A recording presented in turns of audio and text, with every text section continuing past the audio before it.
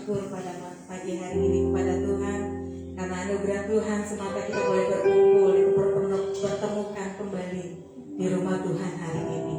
Haleluya. Mari kita bersama-sama tundukkan kepala dalam hadirat Tuhan. Kita mau sembah Dia, mau tinggikan Dia. Haleluya. Terima kasih Tuhan Yesus. Kami bersyukur Tuhan.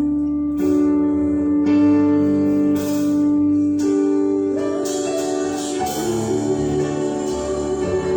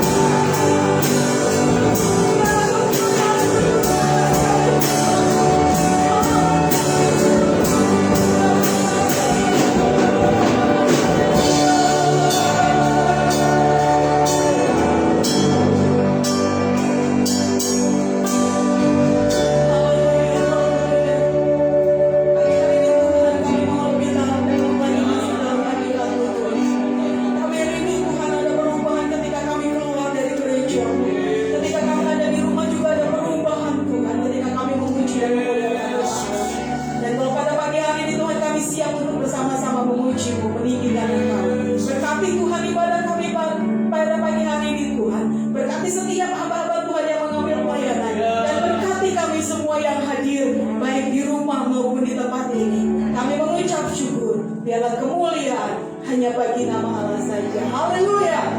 Amin. Puji Tuhan. Haleluya. Masih bersuka cita. Amin. Kita mau bersorak-sorai karena Dia adalah Allah yang luar biasa. Haleluya.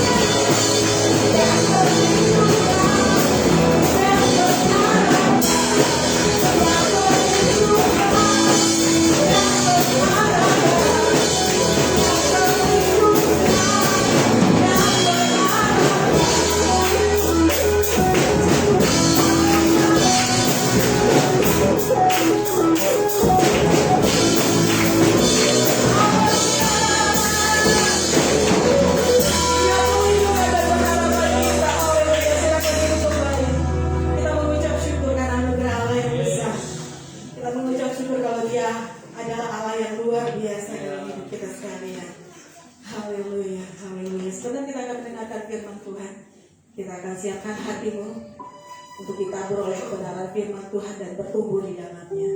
Mari kita tundukkan kepala di hadapan Tuhan. Haleluya. Kami mengucap syukur Tuhan, karena kami yakin pada hari ini Kau hadir di tengah-tengah kami. Engkau hadir akan melawat satu persatu di antara kami, Tuhan. Mengadakan terobosan lepas terobosan atas hidup kami, Tuhan. Haleluya. Haleluya. Engkau baik Tuhan buat kami.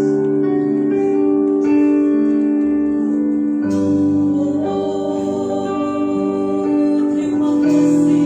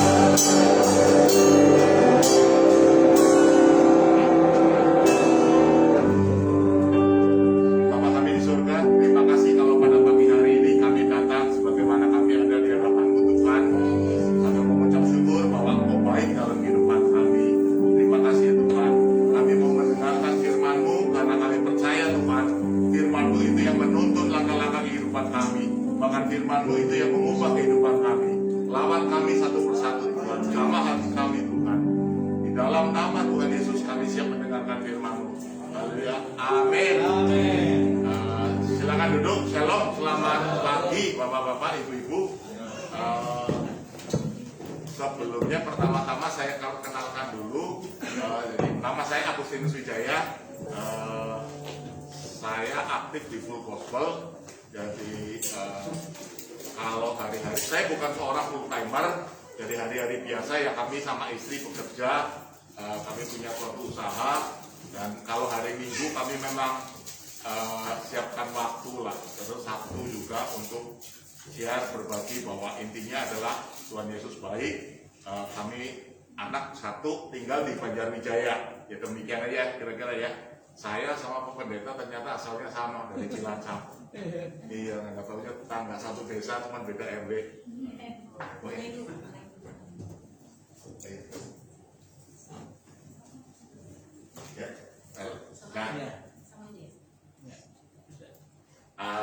Hari ini kita mau belajar mengenai firman Tuhan.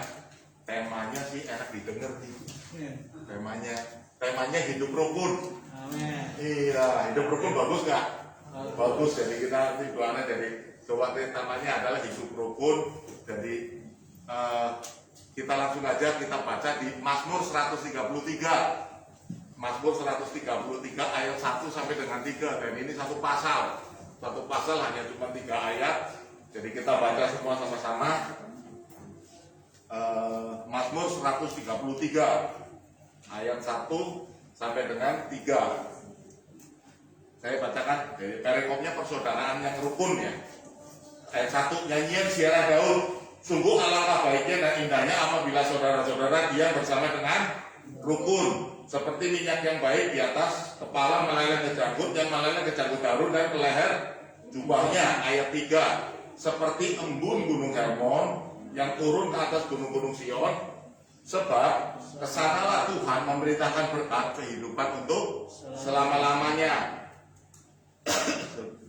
Jadi kalau saudara baca di kitab Mazmur mulai dari pasal 121 sampai 134 itu tulisannya nyanyian ziarah. Jadi nyanyian ziarah bukan nyanyian yang kalau mau ke makam atau bukan. Jadi pengertian ziarah adalah bangsa Israel datang ke bait suci. Jadi bangsa Israel itu atas perintah Taurat setahun 3 kali minimal harus ke Yerusalem.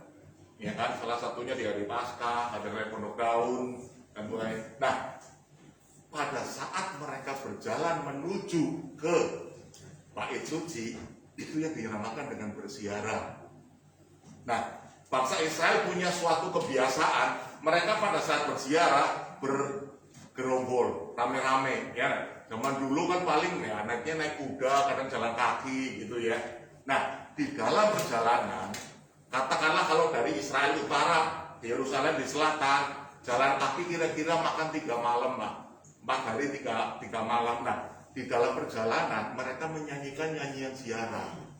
Ini ada suatu kayak kebiasaan dari dalam perjalanan. Nah, nyanyian ziarah dinyanyikan setelah, ini tradisi lah ya, setelah makan. Jadi habis makan mereka menyanyikan nyanyian ziarah. Nah, nyanyian ziarah kalau diketahui siapa pengarangnya akan dicantumkan. Kayak ini di 133 ketahuan yang bikin Daud. Makanya disebut nyanyian ziarah Daud. Kalau Salomo yang bikin, nyanyian ziarah Salomo. Kalau tidak diketahui, hanya dikatakan nyanyian ziarah. Nah, di nyanyian ziarah 133 Daud ngomong seperti ini. Sungguh alangkah baik dan indahnya apabila saudara-saudara diam dengan rukun. Esensinya adalah begini. Daud mau mengatakan begini. Di mata Tuhan, ya, kalau ada orang-orang yang hidupnya rukun, Tuhannya senang. Itu aja esensinya. Jadi kalau saudara mau menyenangkan hati Tuhan, hiduplah rukun. Amen. Tuhannya ayatnya jelas. Menyatakan bahwa alangkah bahagia dan indahnya apabila saudara-saudara bersama dengan rukun. Nah, pertanyaannya untuk hidup rukun gampang atau susah? Itu aja. Oh, susah gampang lah Pak. Nah, itu kita ini aja lah ya, 2 arah. Nah, katakanlah kalau susah, penyebabnya apa? Iya.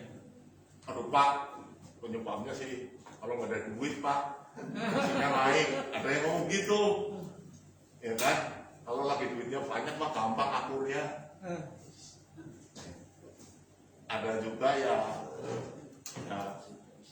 ada juga yang ngomong kurang lebih ya karena manusia kan maunya kadang mau menang sendiri. Tapi esensinya benar.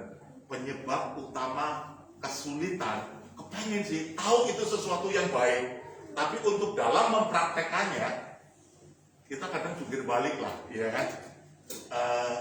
Salah satu penyebab, mungkin penyebab utama kayak karena egois saja udah. Orang susah hidup rukun karena egois. Egois itu bicara apa sih? Ya bicara kedagingan. Ego itu yang penting kan, yang penting saya, orang lain entar. Nah, itu. Nah, untuk ini, untuk bagian ayat 1 itu adalah bagian saudara dan saya. Nanti kalau di ayat keduanya itu bagiannya Tuhan. Makanya dikatakan seperti minyak, seperti embun pagi, ya kan? Bagian saudara dan saya, ya kan? Istilahnya hidup rukun. Nah, zaman di mana saudara dan saya hidup sekarang ini, itu memang zaman di mana untuk hidup rukun itu sesuatu yang harus diperjuangkan. Karena lifestyle ya, ini saya mau katakan lifestyle atau gaya hidup yang terjadi di tempat kita sekarang ini, di dunia ini, itu memang lifestyle yang meninggikan ego.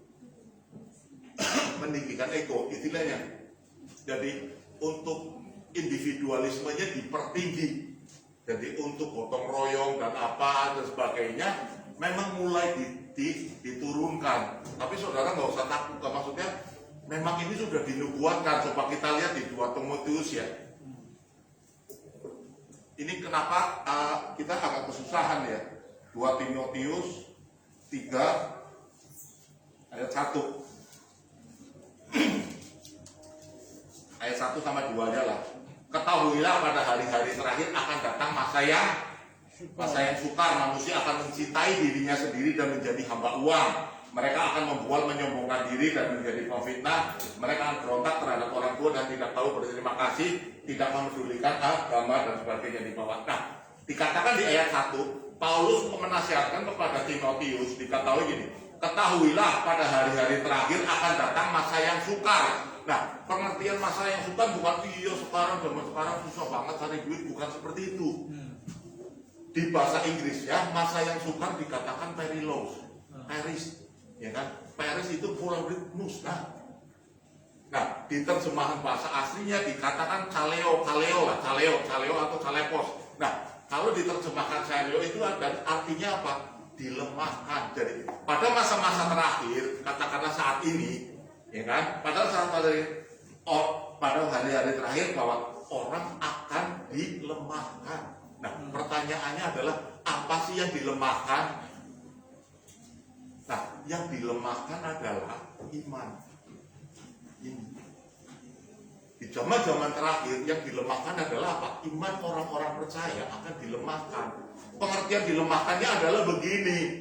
Karena egonya ditumbuhkan dengan ini, manusia akan mencintai dirinya sendiri, dikatakan, dan menjadi hamba uang. Itu satu paket tuh. Orang kalau egonya tinggi, cinta uang. Bagaimana cara mengalahkannya untuk biar tidak mencintai dirinya sendiri? Dan ya jawabannya sederhana juga, belajar banyak-banyak memberi. Karena itu satu-satunya cara untuk mengikis ketamakan. Anak aja kok ngasih uang saya cari duitnya setengah mati. Jadi ada kayak muncul apa sih? Ya karena memang zaman ya. Salah satu cirinya adalah begini. Orang kalau berdoa mintanya sesuatu yang besar. Kalau berdoa nih, berkati aku berlimpah-limpah dan sebagainya, mintanya sesuatu yang besar. Tapi giliran ngasih, giliran memberi, dia akan memberi yang paling kecil. Nah ini termasuk, tapi kan mending Pak daripada nggak ngasih. Selalu berargumen. Tapi ini zaman di mana saudara dan hidup.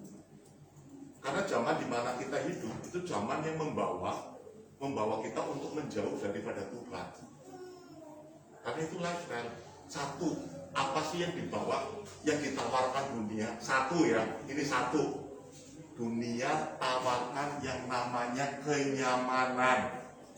Itu aja. Begitu saudara mengejarnya kenyamanan, egonya muncul. Ego tinggi gitu ya, tinggi hatinya akan muncul. Dunia nggak pernah maksa harus begini. Dunia hanya menyodorkan. Kalau tertarik monggo, kalau nggak tertarik ya sudah, nggak apa-apa, nggak maksa kok. Banyak yang lainnya mau ikut. Dunia hanya satu, tawarkan kenyamanan. Ada dua sih.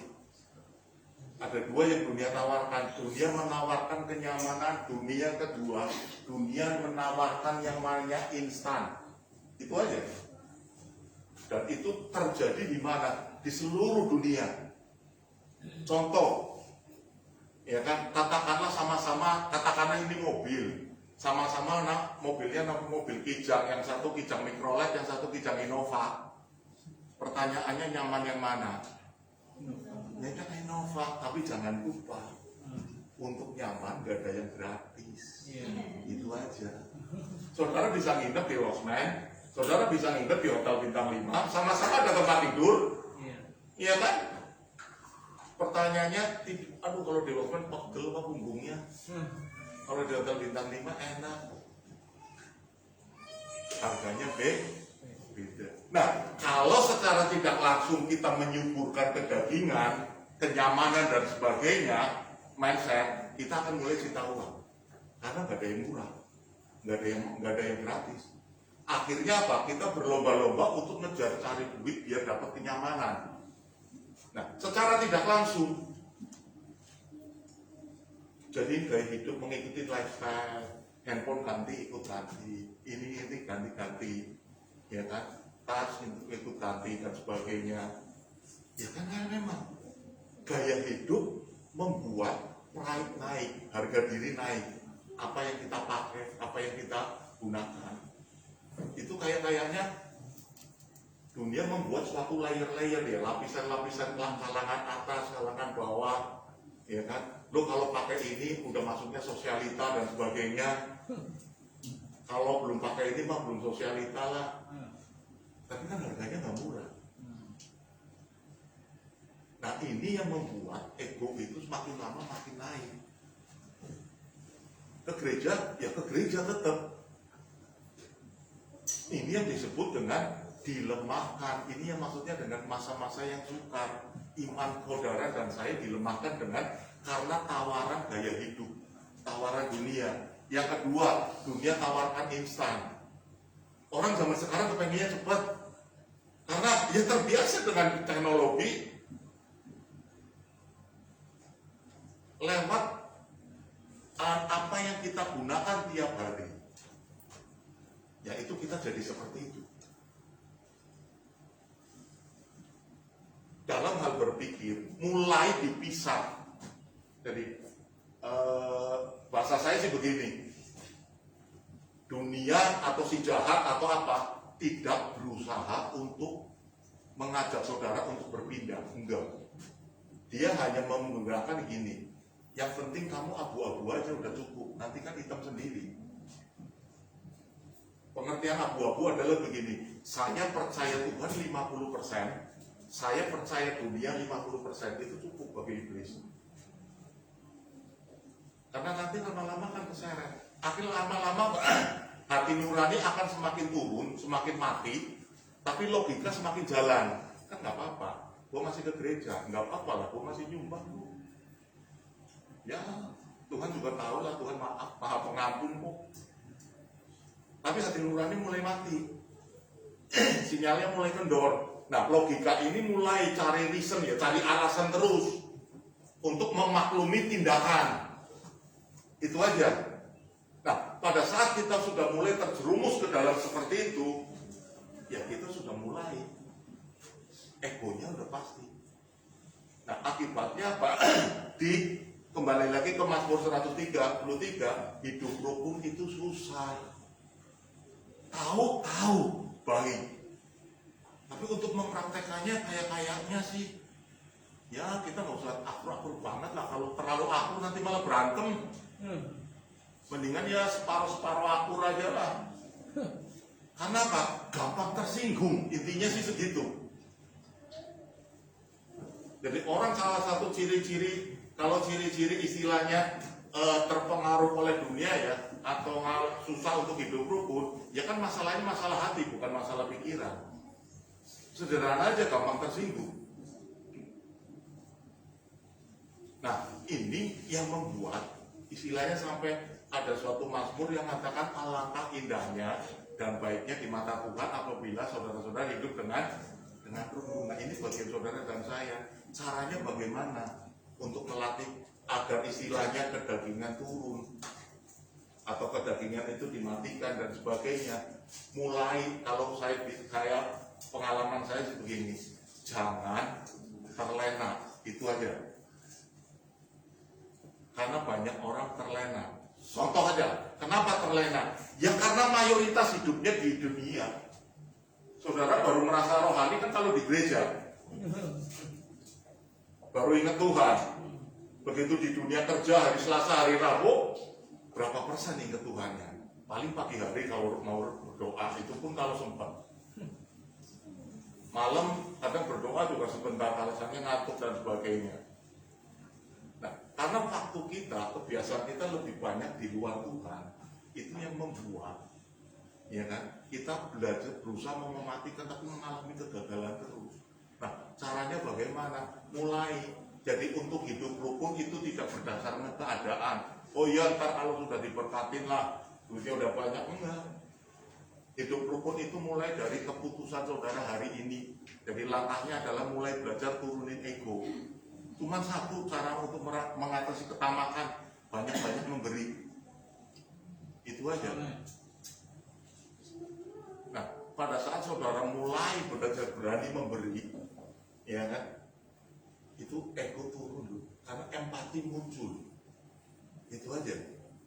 Empati muncul, rasa belas kasihan terhadap orang lain dan sebagainya itu mulai muncul. Yang tadinya mahal ini sayang lah, diterakin aja, tukar tambah aja nih handphone, masih lumayan bagus daripada kan dikasih orang lain dan sebagainya. Tapi itu dunia. Kembali lagi ke Mazmur 133. Jadi langkah untuk biar tidak tinta uang, mementingkan diri sendiri dan menjadi hamba uang, belajar banyak memberi. Karena itu satu-satunya cara untuk melatih merontokkan ketamakan. Itu kembali lagi ke Mazmur 133. Di ayat 2-nya dikatakan seperti minyak ya.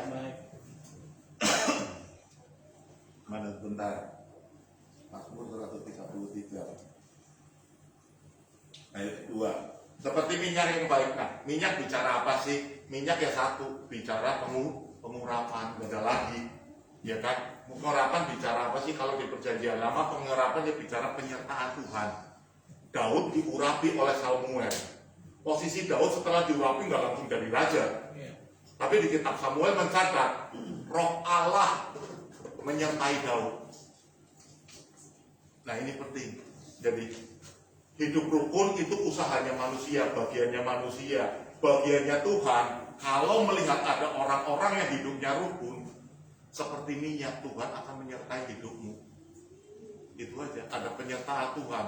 Nah, penyertaan Tuhan bicara apa sih? Penyertaan Tuhan cuma satu, bicara begini satu, ada damai sejahtera dalam hidup saudara dan saya. Jadi bagian saudara untuk hidup rukun, hanya yang penting begini, mulai saat ini, bagian saya mau melatih agar ego saya turun. Bukan ego saudara hilang, egonya turun. Nanti Tuhan yang pada saat menyertai, kan mulai itu, waduh gitu kok, tadi saya ke mall, itu baju bagus banget loh. Nah, yang kayak gitu-gitu tuh, mulai dipisah antara keinginan dan kebutuhan. Itu aja. Saya sih percaya kalau lagi nggak punya duit, ya berdasarkannya kebutuhan. Iya kan? Tapi kalau mulai saudara diberkati dan sebagainya, atau posisinya katakanlah diberkati dalam tanda kutip ada duit begitulah ya, mulai belajar memisah antara ini keinginan atau ini kebutuhan. Itu kalau enggak mah diumbar itu, ada duit inilah. Jadi ada beberapa iman itu dipraktekkan untuk hal-hal yang sifatnya cinta uang. Nah, ini saya mau katakan ini, begitu penyertaan Tuhan, dikatakan begini, ada damai sejahtera. Ada kalanya keinginannya kan kayak tadi besar, tapi karena ada penyertaan Tuhan, enggak lah sayang lah, mendingan gua nabur ke ini aja lah, ada yang butuh. Nah itu mulai. Yang ketiga dikatakan begini, seperti embun Gunung Hermon yang turun ke gunung-gunung Sion. Nah, embun bicara apa sih? Embun kalau di dalam profetik secara Alkitab bicara pemeliharaan Tuhan. Kita tahu bangsa Israel 40 tahun dipelihara Tuhan lewat mana, iya kan? Nah, mana itu turunnya pagi-pagi hari. Nah, mana itu turun berserta embun pagi turun. Jadi pada pagi hari, katakanlah bangsa Israel waktu buka tenda gitulah ya. Begitu dia lihat embun, dalam batinnya atau di dalamnya ada mana tuh. Makanya melihatnya embun, tapi dia yakin banget hari ini saya makan lah, kurang lebih begitu, ya kan? Hari ini saya makan nih, karena apa? Di dalam embun tersedia mana. Nah ini bicara apa sih? Bicara ada pemeliharaan Tuhan. Kalau saudara hidup rukun di dalam Tuhan, gak usah khawatir akan hidupmu. Itu aja, karena Tuhan pelihara. Seperti embun Gunung Hermon yang turun dan gunung Sion. Gunung Hermon itu gunung di Israel bagian utara. Dia berbatasan sekarang dengan Libanon. Nah, sementara Yerusalem atau Bukit Sion di bagian selatan itu jaraknya ratusan kilo. Tapi dikatakan begini, seperti embun Gunung Hermon yang turun ke atas gunung-gunung Sion. Kalau bicara secara logika, itu embun nggak mungkin nyampe, kejauhan. Tapi maksudnya adalah kurang lebih begini, apa yang Tuhan lakukan, itu nggak ada yang mustahil. Amin. Ini sih saya dengar saya pernah sharing ini di kayak komunitas kecil gitulah, kayak konsel gitu ya. Saya cerita ini terus orang itu kasih kesaksian, iya ini benar loh Pak. Jadi saya waktu itu pernah ke Israel, tour guide-nya ngomong begini, Bapak tahu nggak bahwa di Mazmur 133 ayat 3 itu terjadi di Yerusalem. Yang dibacain begini. Jadi ada sesuatu yang unik katanya di Yerusalem. Jadi ini penelitian. Jadi setiap hari raya keagamaan bangsa Israel ada 7 hari besar keagamaan lah. Tapi diteliti ini hanya berdasarkan cerita ya. Yang setiap hari raya bangsa Israel itu temperatur di Yerusalem turun. Itu penelitian. Ada sesuatu yang aneh katanya. Nah besok-besoknya udah mulai naik lagi. Tapi setiap hari raya perayaan bangsa Israel, temperatur di Yerusalem di Bukit Sion itu turun. Nah ini dihubungkan dengan ini. Embun itu walaupun jauh minta ampun, istilahnya dari ratusan kilo, tapi bisa nyampe ke esensinya apa? Bagi Allah itu nggak ada yang mustahil. Amin. Apa yang Tuhan lakukan, nggak ada yang mustahil. Nah, bagian saudara dan saya apa? Gampang kan? Hidup rukun. Ayat selanjutnya malah dikatakan gini, sebab kesanalah Tuhan perintahkan. Nah, pengertian berkat adalah begini. Berkat itu asal katanya dari berkat, bahasa Ibrani-nya. Makanya bahasa sepupu kita ngomong barokah ya. Ya kan istilah sepupu lah ya. Nah, berkat itu kurang lebih kalau diterjemahkan ke bahasa Indonesia ya Tuhan memberi. Itu berkat. Berkat itu Tuhan memberi. Berarti Tuhan bisa memberi damai sejahtera, Tuhan bisa memberi kesehatan, Tuhan juga bisa memberi masalah mengenai keuangan. Jadi begitu kita ngomong berkat, bukan melulu masalah uang, walaupun uang ada di dalamnya. Karena esensinya adalah berkat itu Tuhan memberi. Tuhan memberi kekuatan. Contoh kayak Ulangan 8 ayat 18 ya. Tuhan memberikan kita kekuatan untuk memperoleh kekayaan. Ini contoh. Itu kan Tuhan memberkati agar kita kuat untuk memperoleh kekayaan. Ulangan 8 ayat 18. Nah, dikatakan di sini, sebab kesanalah Tuhan memerintahkan berkat. Dari sini kita tahu berkat ada yang perintah, nggak datang sendiri. Nah, dari sini kita juga tahu juga berkat nggak usah dikejar. Aduh Pak, saya kalau berkat mah udah dikejar-kejar, udah dikejar-kejar yang masih kadang masih kabur-kabur. Tapi esensinya di sini dikatakan begini. Sebab kesanalah Tuhan perintahkan berkat. Berarti bisa Tuhan bilang, berkat ke sono, berkat ke sono. Gitu. Nah, ini salah satu cara kita untuk melatih egonya biar turun. Persepsi mengenai berkat. Satu, berkat nggak perlu dikejar. Bagian saudara dan saya kerja. Bagian Tuhan memberkati. Udah, itu aja.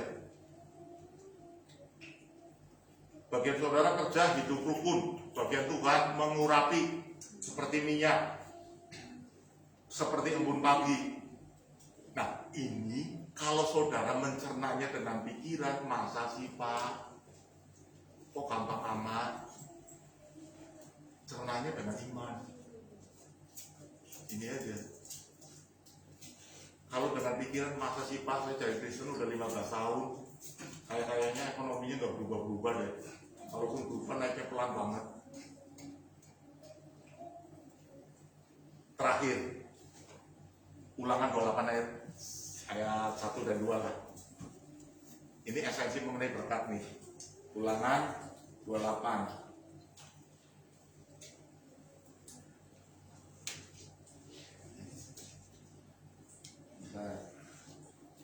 Ulangan 28 ayat 1. Jika engkau baik-baik mendengarkan suara Tuhan Allahmu dan melakukan dengan setia segala perintah yang kusampaikan kepadamu pada hari ini, maka Tuhan Allahmu akan mengangkat engkau di atas segala bangsa di bumi. Nah, ayat keduanya nih, segala berkat ini akan datang kepadamu dan menjadi bagianmu. Kuncinya apa? Kita mendengarkan suara Tuhan aja. Esensinya adalah begini, segala berkat itu akan datang kepada saudara dan saya. Kenapa? Ya karena ayat di 133, sebab kesanalah Tuhan perintahkan berkat. Berkat itu jadi bagian saudara.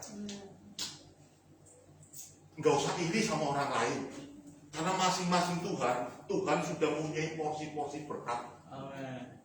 Ya kan? Nih, sebab berkat ini akan datang kepada dan menjadi bagian. Gak usah khawatir dalam hidup, karena Tuhan udah punya porsi. Bagian saudara yang harus dilakukan adalah hidup rukun aja. Terus kerja, entah saudara berusaha atau apapun, ya kan? Berkat gak usah dikejar-kejar lah. Intinya sih gitu. Berkat itu yang akan menjadi bagian saudara.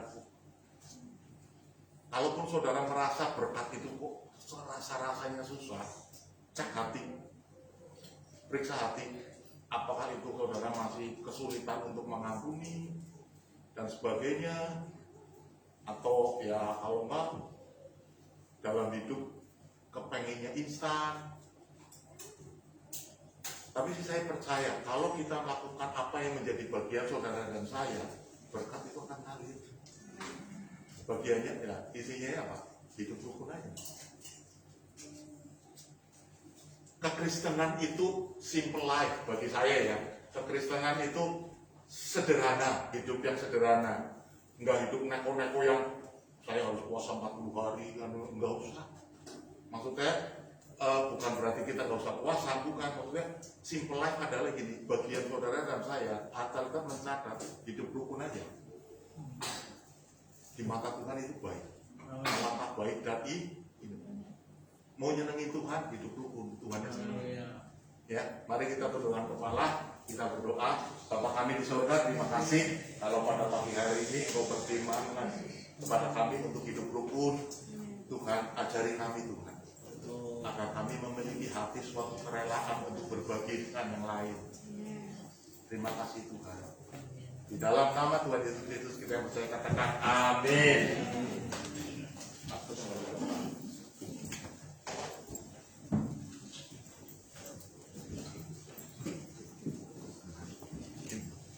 Apa pakai ini?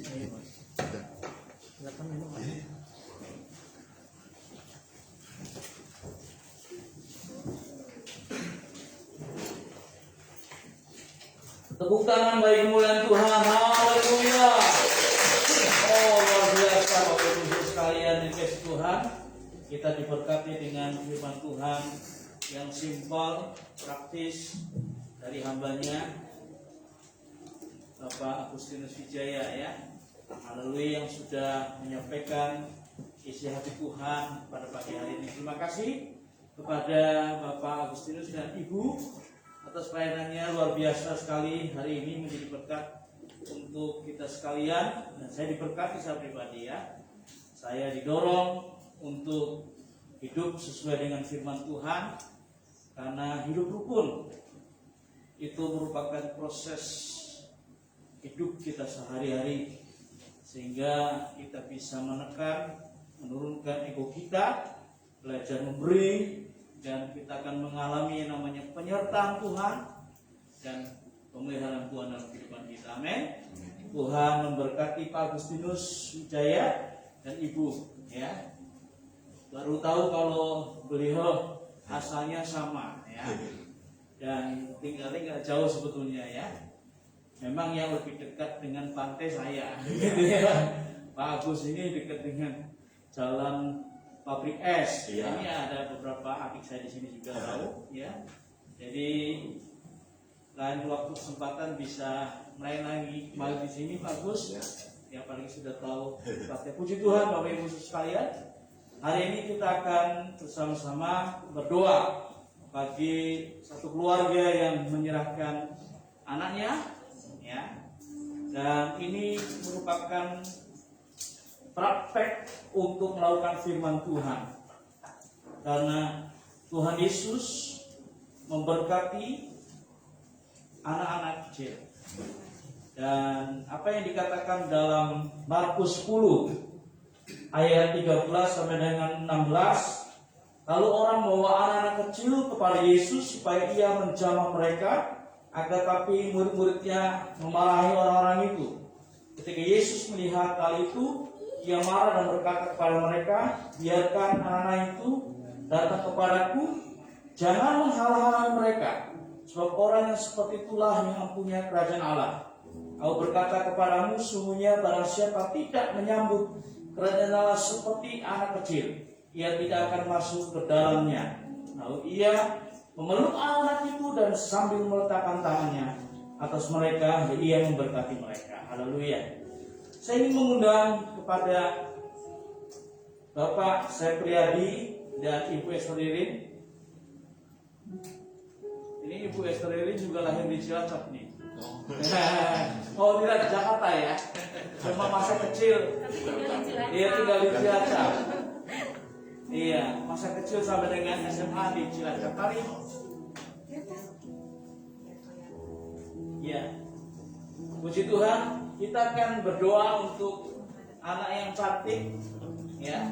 Anak ketiga dari Bapak Sepriadi dan Ibu Esther Ririn yang bernama Joen Selin Salomita yang lahir di Tangerang ya, 21 Juni 2021. Jadi kita bersyukur kepada Tuhan.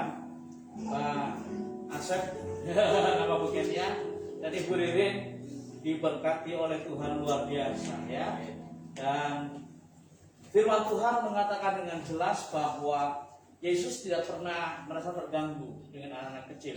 Justru dia memangku mereka, walaupun orang-orang kebanyakan berpikir anak kecil itu mengganggu istilahnya sehingga, tapi Tuhan justru memberkati mereka ya, meletakkan tangan memberkati mereka, karena anak kecil itu adalah pewaris dari kerajaan Allah.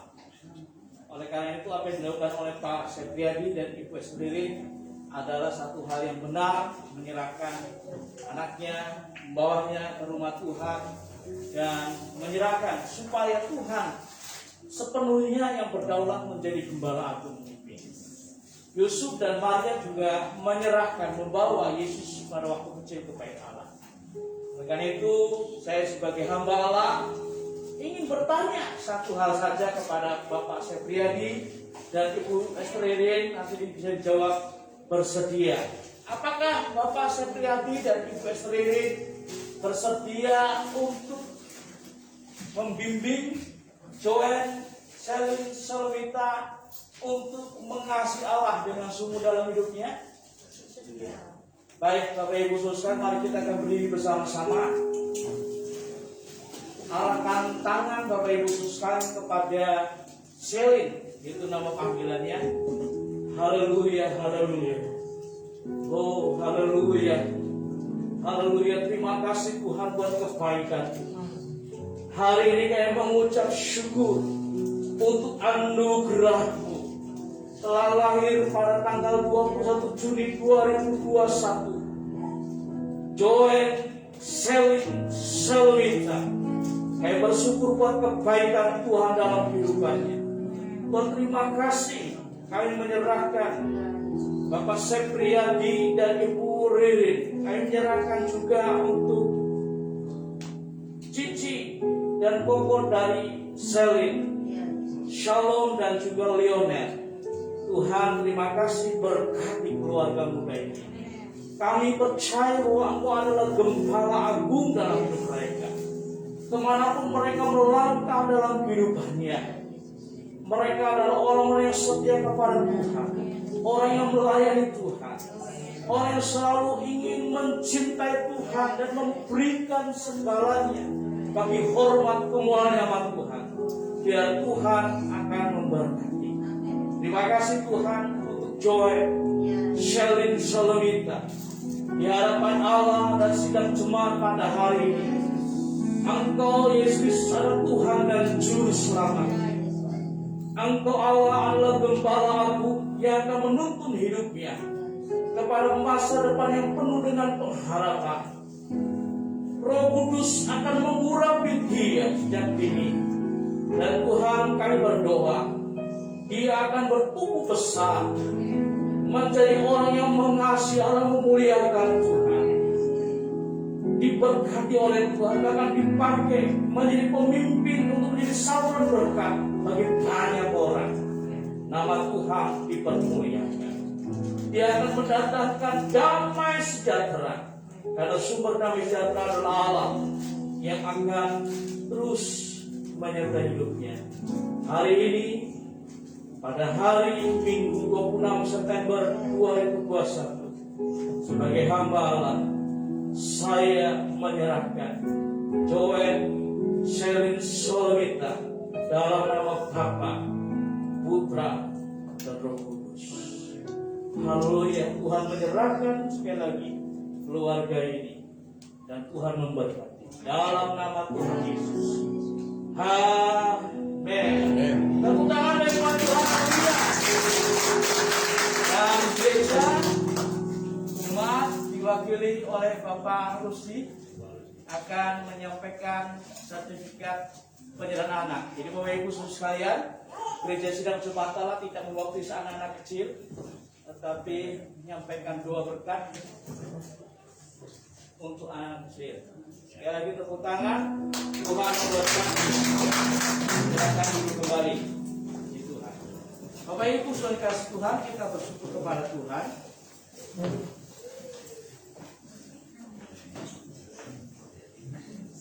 Kegiatan sepekan kita sudah berangsur-angsur normal, ya. Sekalipun tetap kita akan progres. Kita bersyukur jemaat sudah 99% sudah vaksin kedua, ya, dari tunas remaja hingga dewasa. Kita berdoa supaya anak-anak kecil yang di bawah 12 tahun juga kalau dibutuhkan vaksin nanti pemerintah juga akan pikirkan mengenai hal itu. Jadi kita bersyukur kepada Tuhan. Selasa dan Kamis merupakan pelayanan komunikasi pastoral dari gereja ya, untuk mendoakan, memberikan bimbingan bagi jemaat, dan manakala ada yang membutuhkan sesuatu yang sangat mendesak, emergensi, gereja siap untuk melayani. Ini menjadi komitmen bersama. Yang kedua adalah hari Rabu, Bapak Ibu sekalian, ada komunitas temu orang percaya jam 8. Lalu hari Jumat itu ada malam doa bersama-sama, dan itu masih dilakukan secara online melalui Zoom meeting. Dan hari Minggu depan, Bapak Ibu sekalian, tanggal 3 Oktober kita ada ibadah secara onsite seperti ini, walaupun masih terbatas, dan jemaat yang masih berhalangan akan ditolong dengan Facebook dan YouTube, jadi mengikuti ibadah secara online. Nah, Bapak Ibu sekalian, selaku gembala sidang, saya mengucapkan selamat ulang tahun. Ya, ada beberapa yang berulang tahun, yaitu Saudara Yuda. Waduh, pianis kita tepuk tangan Bapak Ibu sekalian. Lalu ada Bapak Asep tadi, Pak Sepriadi ulang tahun. Wah, ya luar biasa. Lalu ada Ibu Indiwati, ya. Lalu ada Sister Henika. Kalau dipanggil Ibu nanti udah terlalu tua, ya. Sis Henika, ya. Puji Tuhan, yang lainnya menyusul ada tanggal 29 kalau tidak salah, ya. Jadi Tuhan memberkati saudara semua, juga ada yang happy anniversary, ya. Jadi ada yang ulang tahun perkawinan, Bapak Pendeta Rudi dan Ibu Indi. Pak Sandri dan Ibu Lili juga, tapi tanggal minggu depan sepertinya, ya. Atau oh iya, sekarang ini, ya. Puji Tuhan, ini lengkap ini, spesial luar biasa. Jadi selamat ulang tahun perkawinan bagi Pak Pendeta Rudi dan Ibu Indi, Pak Sepri dan Ibu Lili. Tuhan akan memakai menjadi alat kemuliaan Tuhan. Amin. Menjadi berkat bagi yang lain. Haleluya. Pesan firman Tuhan hari ini luar biasa. Hidup rukun. Wah, ya, itu bisa dilaksanakan oleh kita semua di dalam Tuhan. Puji Tuhan, Bapak Ibu sekalian. Secara khusus minggu kedua Oktober kita akan memulai kegiatan untuk yang tunas remaja dan kaum muda. Ya, oleh karena 100% tunas remaja dan kaum muda sudah vaksin semua, ya. Jadi kita akan memulai kegiatan untuk mereka, ya, supaya ini akan mendorong pertumbuhan iman mereka kepada Tuhan, ya. Jadi biarlah Tuhan akan tolong dalam hal ini. Jadi kita setahap demi setahap akan memulai, ya.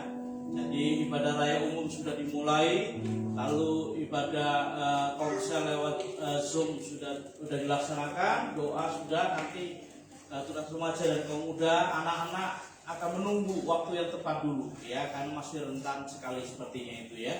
Jadi Bapak Ibu sekalian, itu saja yang saya ingin sampaikan. Mari kita akan mengakhiri ibadah kita pada hari ini. Mari kita akan berdiri bersama-sama. Saya undang berdiri bersama-sama. Kita akan datang kepada Tuhan dan berdoa mengakhiri ibadah kita. Haleluya. Haleluya. Terima kasih. Syukur. Haleluya. Haleluya. Bagi Dia segala pujian dan hormat.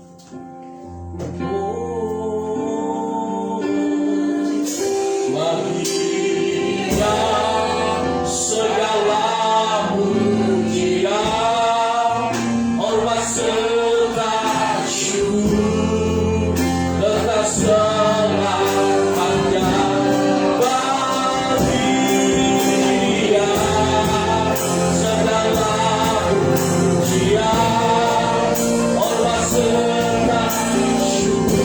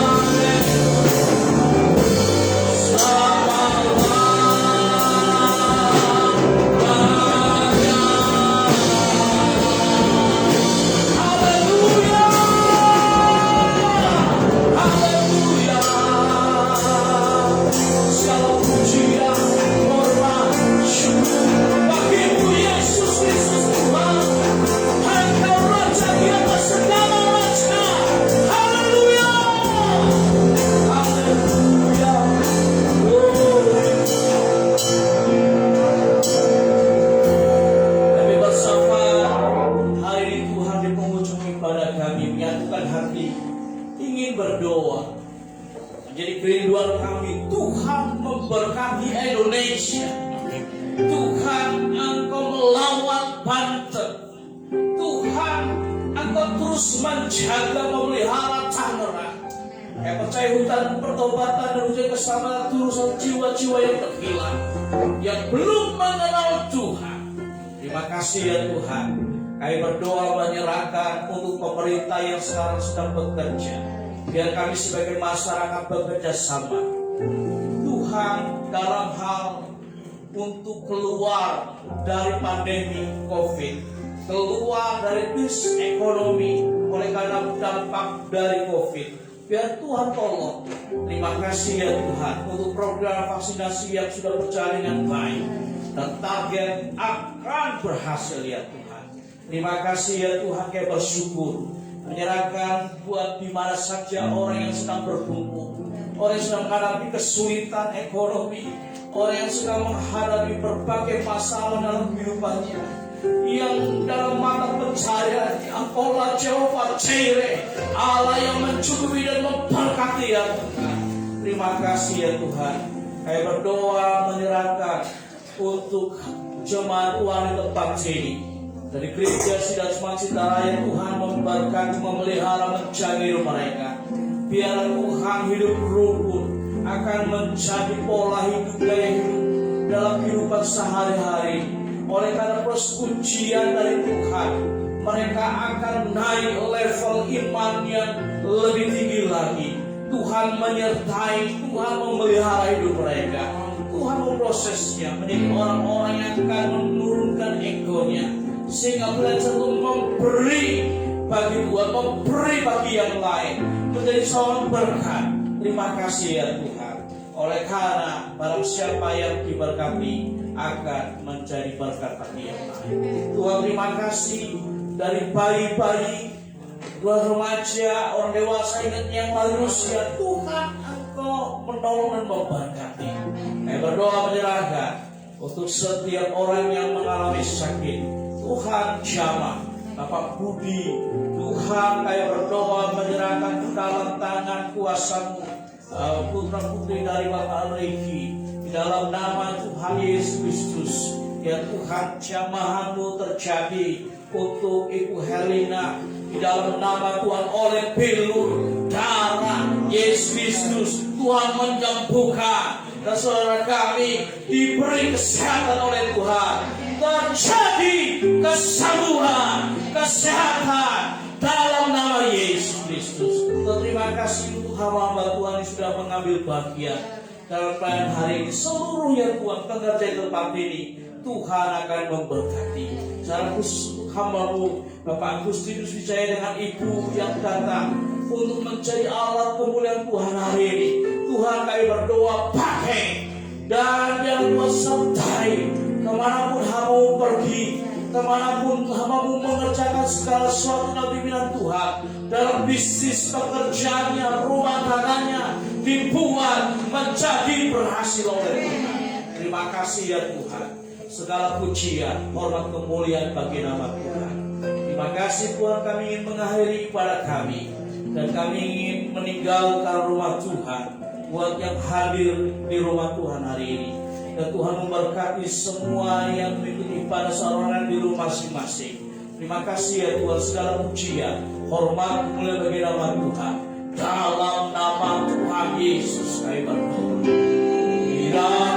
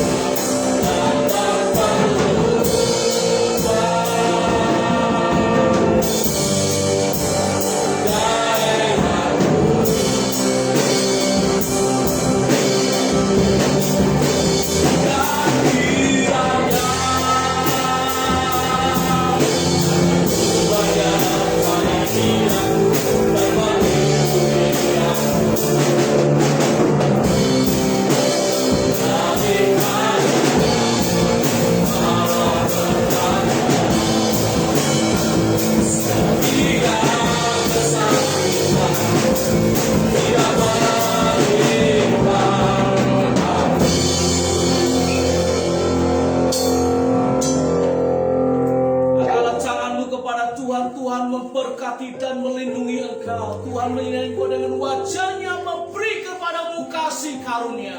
Tuhan menghadapkan wajahnya kepada memberi damai sejahtera. Sidang jemaat Allah dikasih Tuhan, terimalah berkat damai sejahtera dari Allah Bapa, kasih karunia dari Allah Anak, dan persekutuan bersama dengan Allah Roh Kudus menyertai kita hingga Tuhan Yesus datang kali kedua menjemput kita gerejanya dengan penuh sukacita. Katakan bersama,